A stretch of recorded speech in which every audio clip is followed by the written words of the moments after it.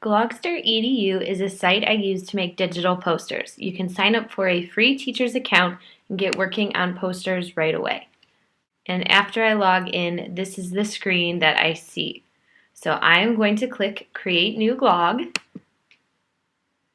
And as you can see, there are several different templates to choose from. Glogster is continuously making updates and improvements because these options weren't even here a year ago. Before I start with a blank canvas, I just want to show you a sample assignment glog first.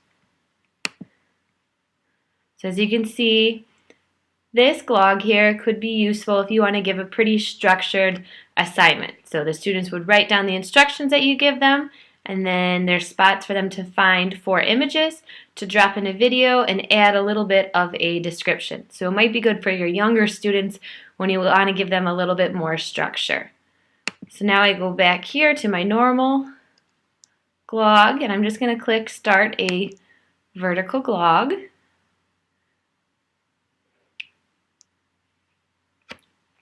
So it is now creating our glog. It gives us this nice little welcome. We don't really need it here, so I'm just going to click on the image and the trash can. So as you're going through and you ever want to delete anything, you can just click the trash can sign.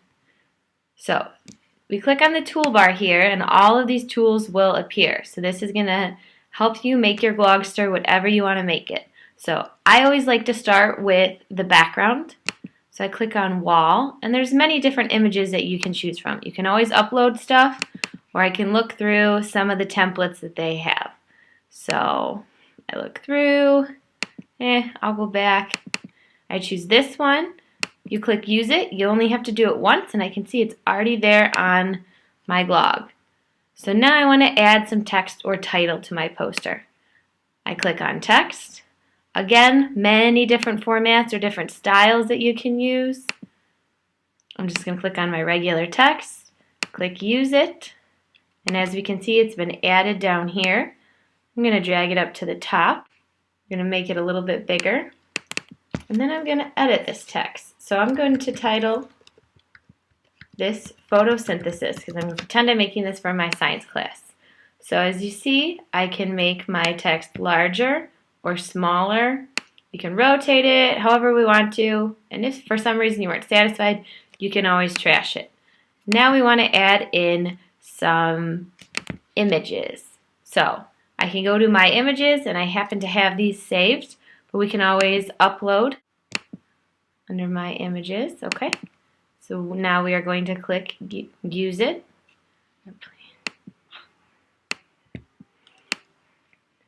So now that we have our image here, we can always shrink it down again, rotate it if we want to.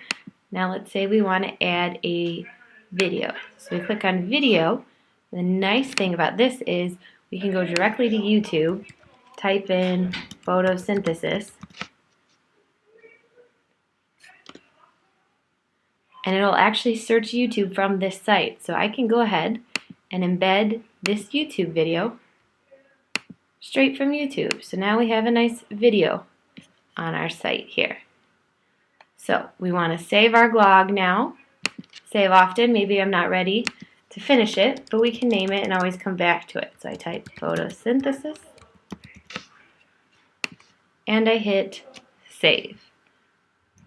I personally enjoy Glogster because it allows students to show off their personality and creativity while still following whatever creativity or whatever criteria you give them. So it wants you to pick a grade level, an age. We hit finish saving.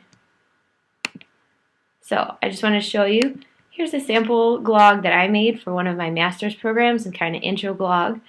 It's a good first day of school activity you could do with your students. At the bottom it gives you an embed code, or you can also email it to whoever you want, or put it right in your Edmodo if you have an Edmodo site.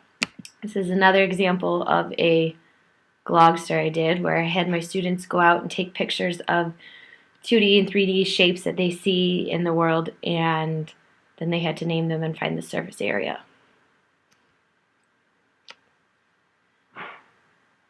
Go green, go digital, go use Glogster.